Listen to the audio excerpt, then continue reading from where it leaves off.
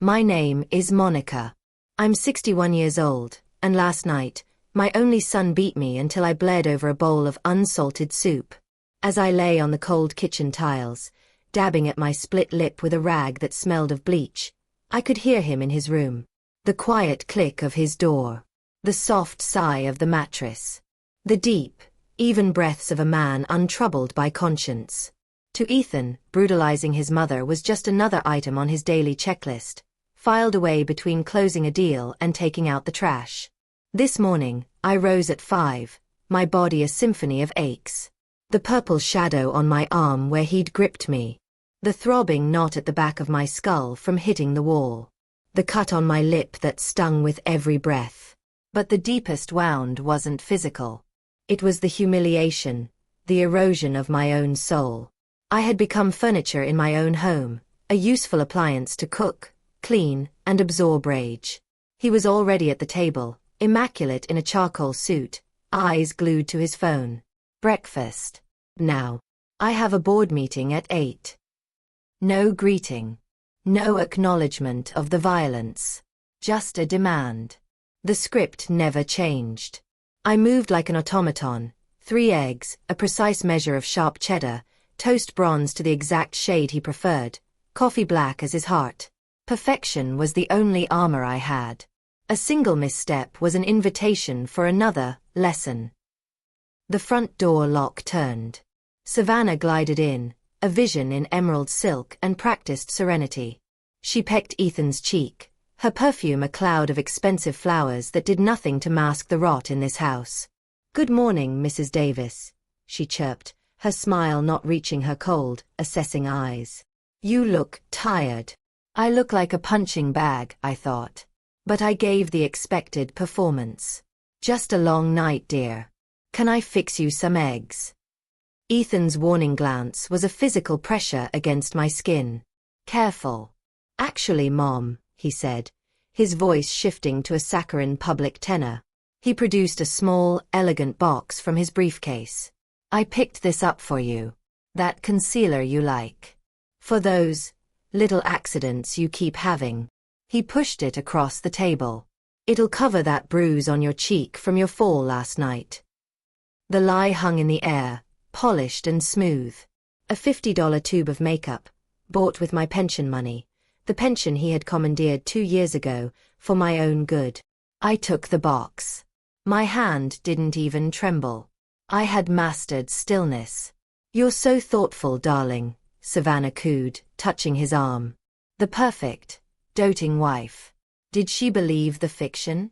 Or did she simply choose the comfortable narrative over the ugly truth? After they left, a picture-perfect couple in his obscenely expensive car, purchased with the proceeds of my life's work, the silence of the house descended. It wasn't peaceful. It was the silence of a crime scene. I didn't cry this time.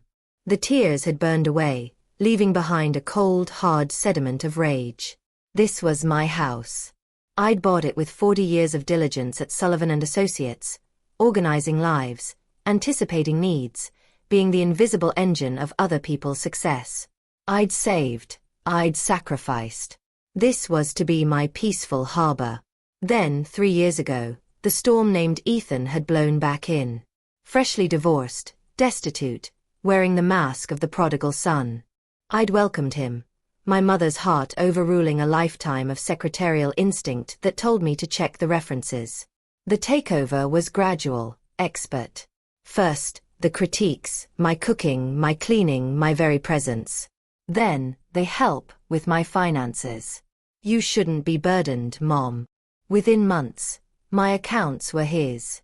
My $1,200 monthly pension vanished into his, and I received a child's allowance. Then came Savannah, and my demotion to live-in domestic was complete. The violence started as frustration, a sharp pinch, a hard shove. A year ago, the first slap. Last night was a qualitative leap. Soup to the face. Head slammed into tile. Open-handed strikes that echoed in my ears for hours. And the threat, whispered as he calmly helped me up. "If you ever tell, no one will believe a crazy old woman living on her son's charity." He was right. That was the genius of his prison. He'd systematically isolated me, impoverished me, and defined me as incompetent. To the world, he was the saintly son caring for his fading mother. I was the lucky beneficiary. I looked at my reflection in the dark kitchen window. A bruised, aging woman. Invisible. But as I stared, something shifted. The secretary in me, the one who had managed complex litigation files and difficult partners, finally woke up. That woman knew how to build a case. She knew how to find evidence. She knew how to plan. Ethan thought he'd broken me. He thought I was just a scared old woman. He was about to discover that the most dangerous opponent is the one who has nothing left to lose but her own life. And I was just beginning to fight. The man's office was quiet, a stark contrast to the storm in my head. Mr. Castillo gestured to a chair. "Thank you for coming on such short notice, Mrs. Davis. I apologize for the cryptic call, but the matter is sensitive." My throat was dry. "Has something happened to Ethan?" "In a manner of speaking," he said, choosing his words with care. He opened a file on his desk. "We've been conducting a routine internal audit. Your son, as you know, is a senior financial manager with access to significant discretionary funds and client accounts." I nodded, though I knew nothing of the sort. Ethan's work was a black box to me.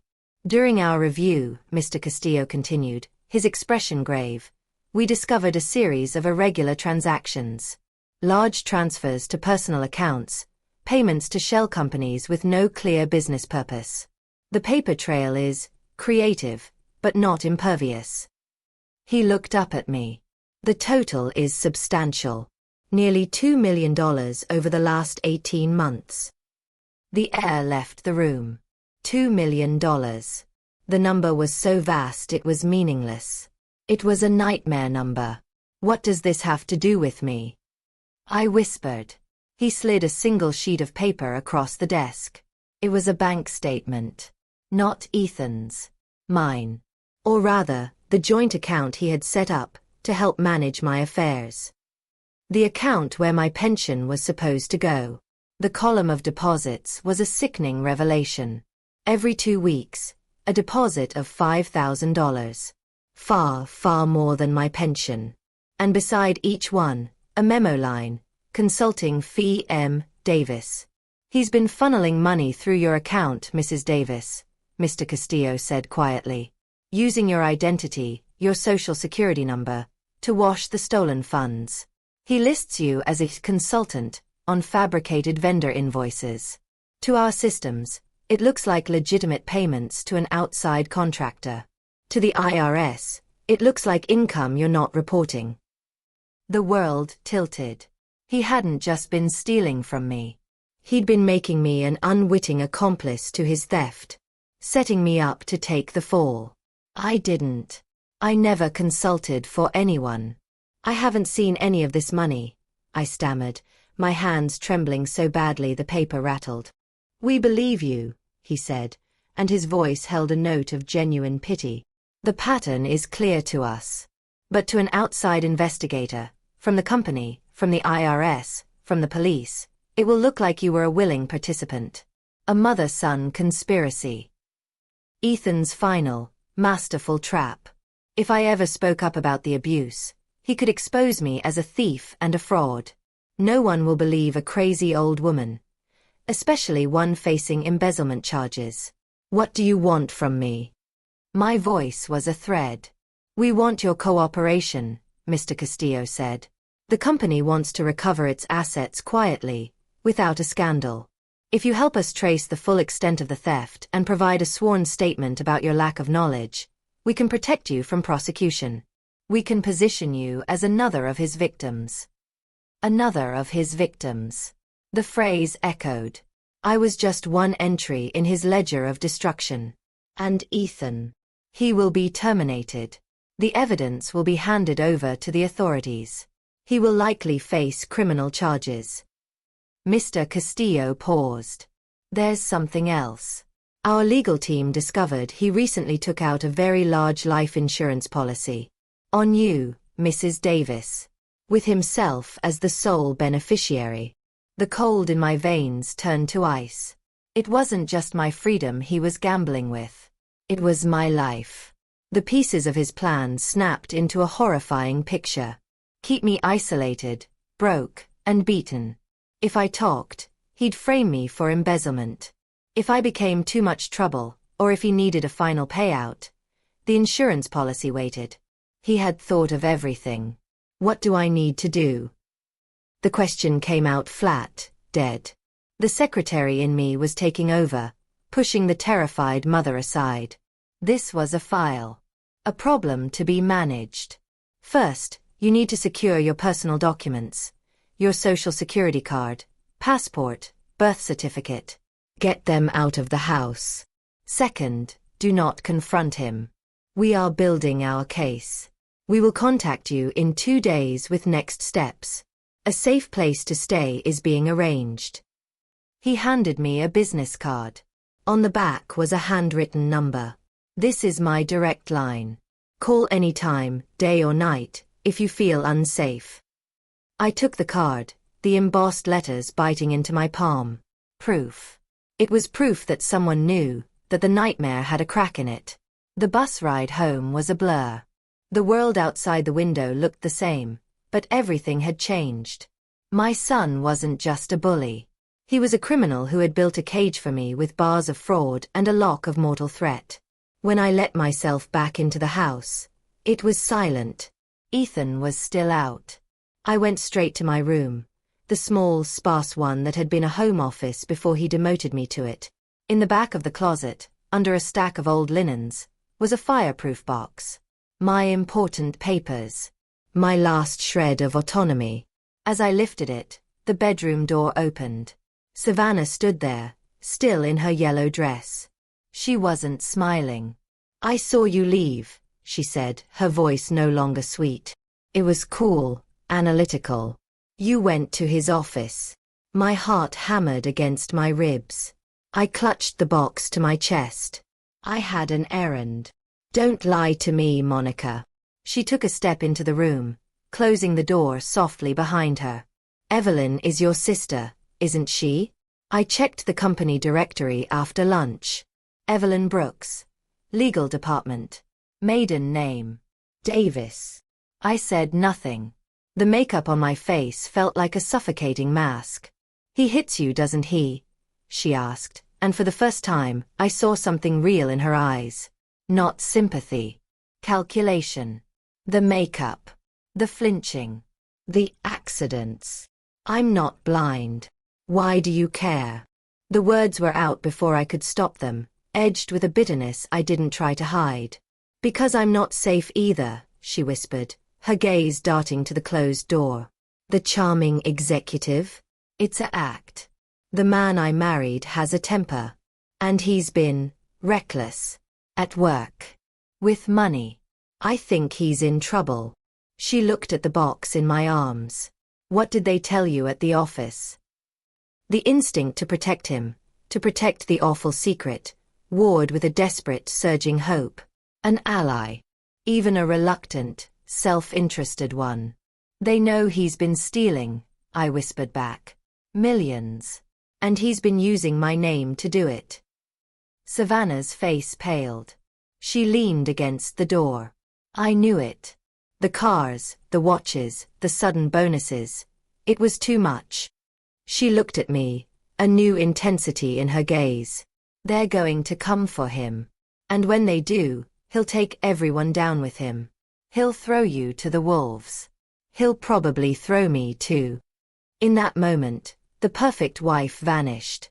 In her place was another frightened woman, trapped in the gilded prison of Ethan's making. What do we do? I asked. We get out, she said simply. Before the walls cave in. But we need proof. Of everything. The theft. The abuse. Everything. I looked down at the box in my hands. It held my past. Savannah was talking about our future, a fragile, dangerous alliance to secure it. Outside, a car door slammed. Ethan was home.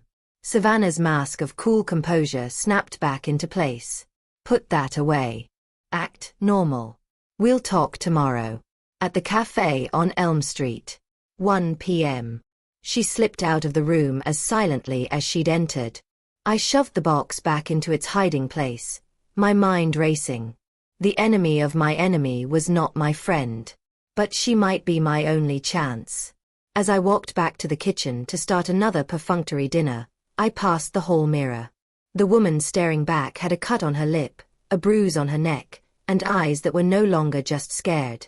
They were furious. And they were planning. The war for my life had just begun. And for the first time, I wasn't fighting alone. Adrian Castillo's words had carved a new reality into my bones. My son wasn't just my abuser. He was a thief, and he'd used my name as a shovel to dig his own grave, planning to bury me in it. I walked home through a city that felt like a funhouse mirror. Every expensive car, every glittering storefront, seemed to mock me. My money, my life, my name. When I pushed open the front door, the scent of lemon polish hit me. Savannah's doing. Ethan was on the couch, the picture of domestic ease, watching a financial news channel. "Where have you been?" he asked, not looking away from the screen. His voice was a lazy whip. The house was a mess. "Savannah's book club is coming tomorrow. It needs to be perfect." For 3 years, that tone had made my soul shrink. Today, it sparked a cold, hard coal of defiance in my chest. "I was at your office," I said, my voice not trembling for once. "I spoke with Adrian Castillo." The remote in his hand stilled. The financial reporter's chatter became white noise. Slowly, he turned his head. The mask of board control was still there, but I saw the fissure, a flicker in his eye, a tightening at his jaw. "Castillo," he repeated, the name flat. "And what did my accountant have to say?" He showed me the transfers. "The $50,000. The ones you funneled through my account." I didn't move from the doorway. "He says I need to file a complaint. To clear my name." Ethan stood. It wasn't the explosive leap I expected. It was a slow, predatory uncoiling. He crossed the room, stopping too close, using his height as a weapon. "You have no idea what you're talking about, mother." The word mother was a curse. That money was mine. A bonus. I moved it around for tax purposes. "You wouldn't understand corporate finance." "It was theft," I said, holding my ground. "And you made me a part of it." His hand shot out and grabbed my wrist, his fingers digging into the old bruises. The pain was bright and familiar. But this time, instead of going limp, I yanked my arm back with a strength that surprised us both. "Don't touch me." He was startled, just for a second. Then his face darkened with a rage so pure it was almost beautiful in its ugliness. "You stupid, senile old woman," he hissed, leaning in so his spit hit my cheek. "You think anyone will believe you? You're a confused relic living off my generosity. I'll have you declared incompetent before you can say, Social Security." Castillo believes me. The evidence believes me. Evidence can be explained. You can be discredited. His voice dropped to a venomous whisper. "We're going to the bank tomorrow. You will sign a statement saying you authorized everything. You will thank me for managing your complicated finances. Or I will make your remaining years a living hell you can't even imagine." The doorbell rang, sharp and insistent. Ethan's head snapped toward the sound. His grip on the situation, on me, slipped for an instant. "Monica? Monica, are you all right?" It was Clarice's voice, laced with real concern. I heard shouting.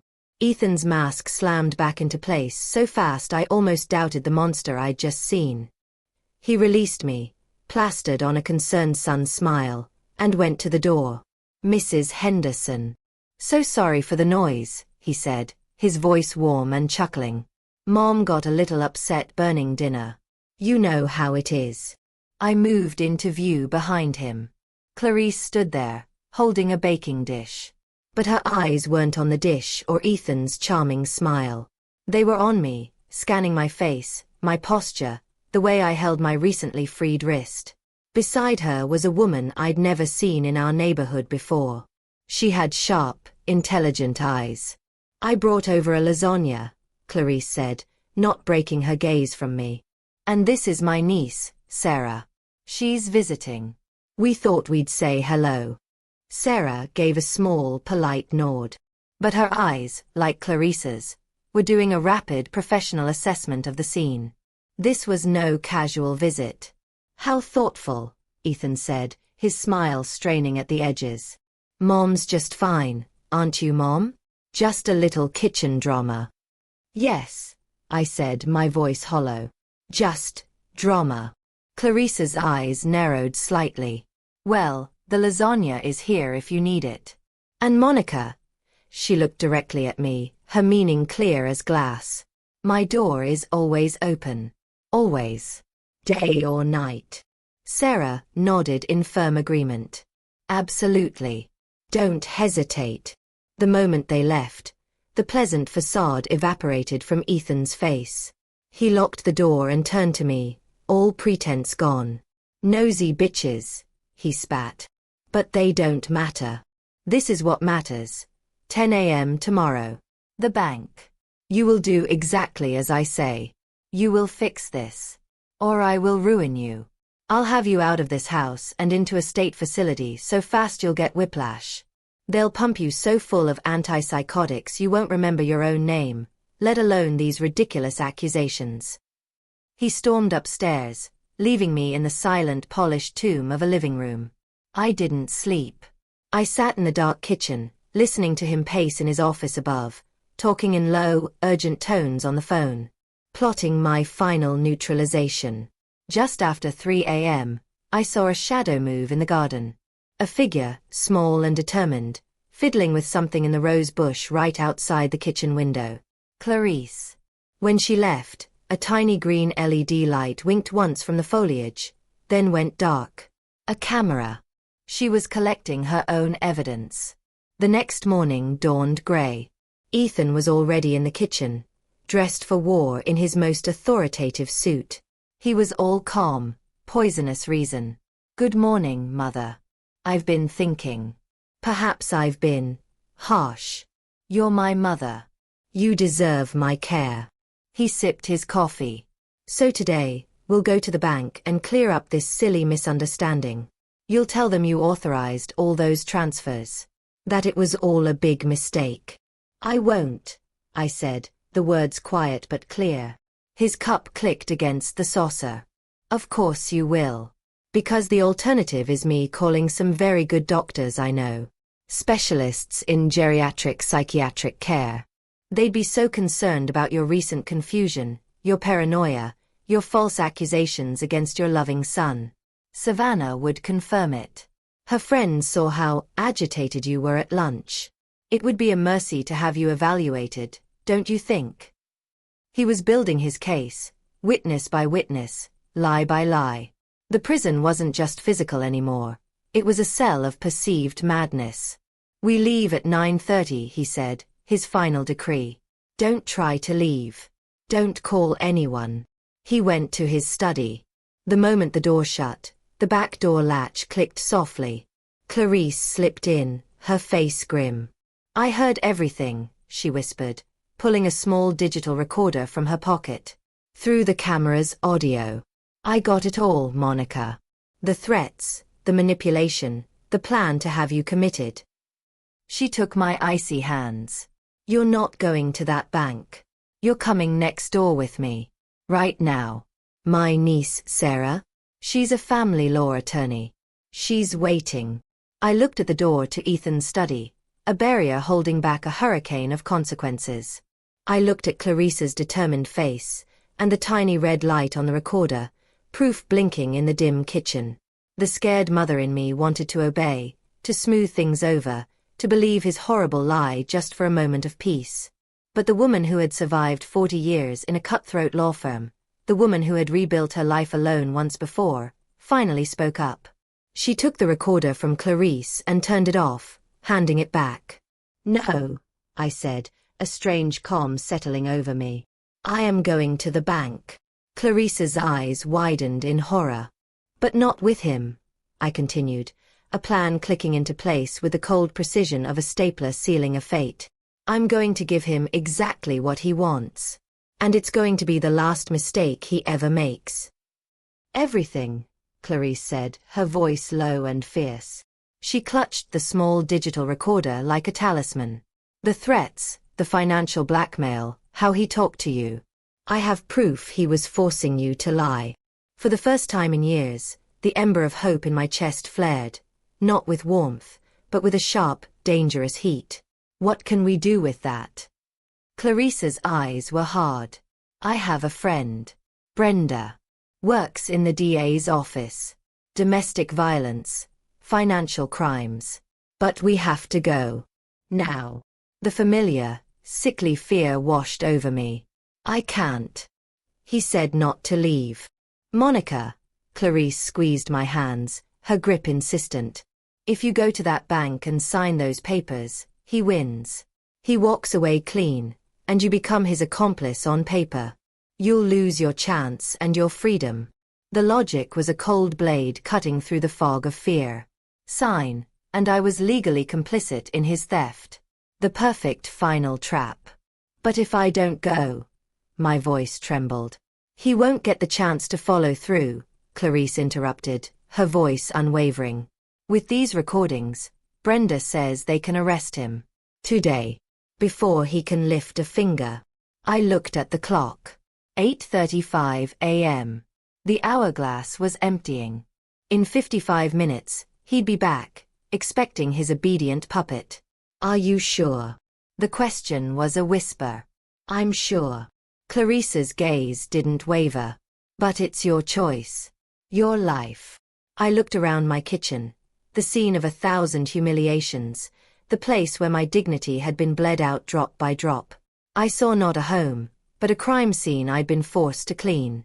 A strange, electric calm settled over me. The decision wasn't hard. It was the only one left. Let's go. I grabbed my purse, inside, the meager artifacts of my stolen life. My ID, my social security card, a faded photo of a younger me and a small, smiling Ethan. A relic from a dead world. Walking out the back door with Clarice felt less like fleeing and more like a prison break. The morning air was cold and clean. For the first time in 3 years, I was making a choice for myself. It was terrifying. It was exhilarating. The district attorney's office was a maze of fluorescence and determined quiet. Brenda was exactly as advertised. Sharp-eyed, no nonsense, with a demeanor that managed to be both brisk and deeply empathetic. Mrs. Davis, she said after listening to the recordings, her face grim. This establishes a prima facie case for multiple felonies. Witness intimidation, financial fraud, elder abuse. To move forward, I need you to file a formal complaint. Are you prepared to do that? I glanced at the wall clock. 9:20. He would be pulling into the driveway now, expecting docility. I imagined his confusion, then the dawning fury. Yes, I said, the word final. I'm ready. Good. Brenda began filling forms with swift efficiency. While you complete these, I'll coordinate with SVU and financial crimes. We'll pick him up at your residence. As I signed my name to the complaint, each signature a seismic shift in my universe, Clarice held my other hand. Brenda spoke into her phone, her voice clipped and professional. At 10:15, Brenda's phone buzzed with a text. She read it and nodded to me. He's in custody. Took 3 officers to subdue him. He was destructive. A phantom weight, one I'd carried so long I'd forgotten its shape, simply vanished. My shoulders actually felt lighter. Brenda drove us back to my house. The scene was one of frenzied, petty devastation. Cushions gutted, pictures smashed, my china, a modest set I'd saved for, shattered across the kitchen floor. It wasn't just rage. It was the tantrum of a god whose worshipper had dared to walk away. This is good, Brenda said calmly, snapping photos with her phone. It demonstrates volatility and intent. The judge will see it. My own phone began to vibrate incessantly on the counter. Unknown number. Brenda shook her head. Don't. It's him. From the precinct. I let it go to voicemail. Later, against Brenda's advice, I listened.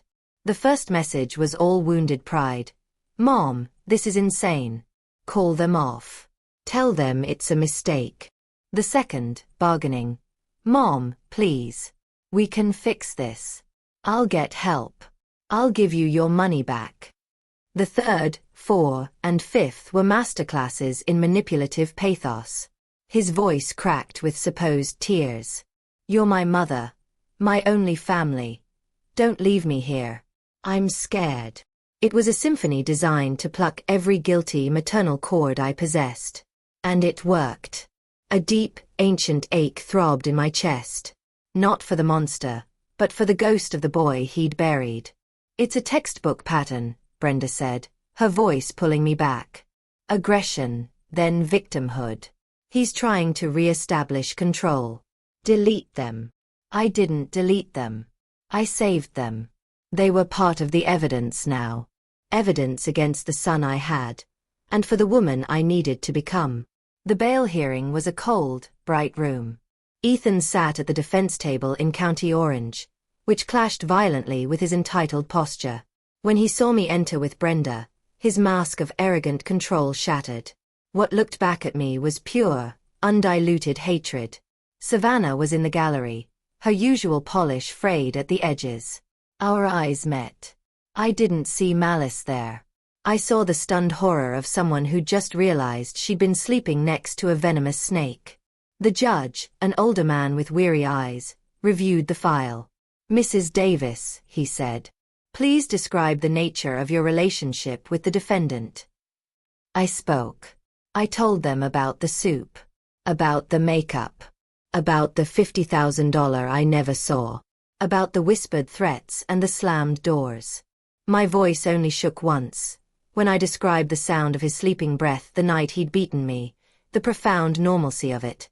The judge listened to Clarissa's recordings in silence. Ethan's lawyer objected, a frantic, perfunctory dance. When the judge removed his headphones, his face was set in granite. Mr. Davis, the court finds clear evidence of a sustained campaign of coercion, theft, and intimidation. Given the severity of the charges and the demonstrable threat you pose to the victim, bail is denied. You will be remanded pending trial. Ethan erupted. This is a setup, he roared, lunging against the table. The guards moved in. You lying bitch. After everything I've done for you, I'll make you pay for this. You hear me? I'll make you pay. His screams, raw and vicious, echoed in the sudden silence of the courtroom, validating every word of my testimony. The judge didn't even flinch, just gave a small, tired nod to the deputies. Afterward, in the marbled hallway, Savannah intercepted me. Brenda and Clarice moved closer, but I waved them back. Mrs. Davis. Her voice was scraped raw.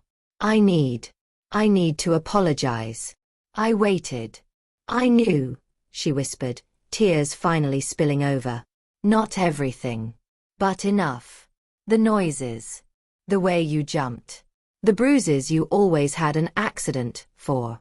I chose not to see because I was afraid of him, and I was ashamed of my own cowardice. She took a shuddering breath.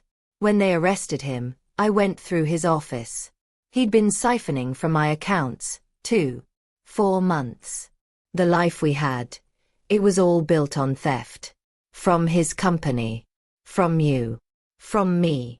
She looked at me then, truly looked at me, not as an appliance or an obstacle, but as a person.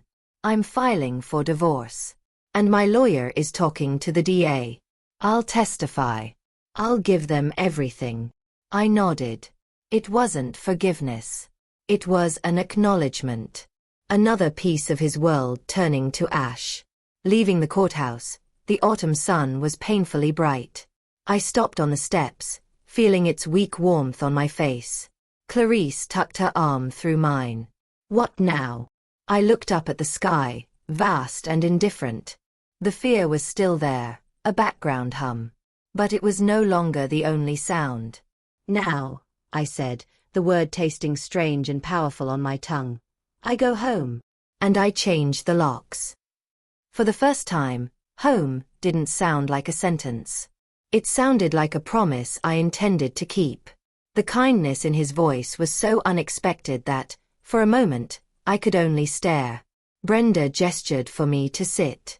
Mr. Miller insisted on speaking with you directly, she said. He has information that could be significant. Raphael settled back into his chair, his expression grave. After Ethan's arrest, I initiated a full audit of his work and his access to company systems. What we found goes beyond the embezzlement. He leaned forward, clasping his hands on the desk. Your son had a hidden digital footprint, Mrs. Davis. A sophisticated one. He wasn't just stealing from us. He was running side operations, forgery, identity theft, and corporate espionage. He had compiled dossiers on several people, including senior partners at his former law firms and you. My breath hitched.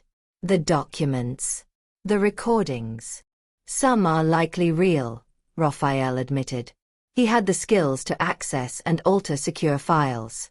But our forensic team also found evidence of fabrication. The secret documents he's threatening you with? Many are clever composites, half-truths mixed with forgeries, designed to look damning. He paused, letting the weight of his words settle. But more importantly, we found his contingency plan. A digital dead man's switch, set to release files to media outlets if certain conditions weren't met. It was programmed to activate tomorrow. The room seemed to tilt. Tomorrow. Brenda's eyes were sharp. We can beat it, Monica. We have the technical proof of his manipulation. Mr. Miller is willing to provide our legal team with the full forensic report. Raphael nodded. What Ethan has done to you is a part of a larger, criminal pattern. The authorities need to see the full picture. His blackmail isn't just a personal vendetta. It's the modus operandi of a serial fraudster. He looked at me with an empathy that felt like a lifeline. Your confession today is brave, Mrs. Davis. But you should walk into that press conference knowing you're not just a victim confessing. You are a witness unveiling the methods of a predator. The narrative changes today. He weaponized your past. We will weaponize the truth about his present. The mental clarity I'd woken with solidified into something harder, brighter, resolve. The fear wasn't gone, but it was now flanked by allies and armored with evidence. Ethan had always fought in the shadows, using secrets as his blades. We were about to flood those shadows with light. Thank you, Mr. Miller, I said, my voice steady. Then let's not keep the press waiting. An hour later, I stood before a small cluster of microphones, the eyes of reporters and cameras fixed on me. I saw Brenda and Clarice at the edge of the crowd, their nods like anchors. I thought of the empty waiting house across from Clarice's, and of the jail cell where my son believed he still held all the power. I took a deep breath and began. My name is Monica Davis. For years I was afraid. First of my son. Now of my past. I spoke of the Williams case, of the cash gifts, of the small, unquestioning compromises of a lifetime. I laid my errors bare, under the stark conference room lights. I believed these were my secrets to bear, my sins to hide. I was wrong. They were vulnerabilities to be exploited by a master manipulator. I saw the reporters leaning in, scribbling notes.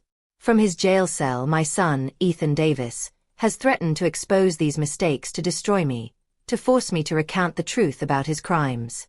Today, I am removing his power. I take full responsibility for my actions. But I also expose the forgeries, the digital traps, the systematic campaign of terror he continues to wage. Brenda stepped forward then, holding up a digital tablet. We are providing authorities with forensic evidence, supplied by his former employer, detailing Ethan Davis's elaborate schemes of blackmail and fabrication. This is not a family dispute. It is a criminal pattern. The questions began to fly, but a strange calm had descended upon me. The war was not over. There would be legal proceedings, personal fallout, and a long road of healing ahead. But the battlefield had shifted. He had bet everything on my fear of exposure. I had just called his bet, and raised him the truth. For the first time in a very long time, I was not just escaping. I was advancing.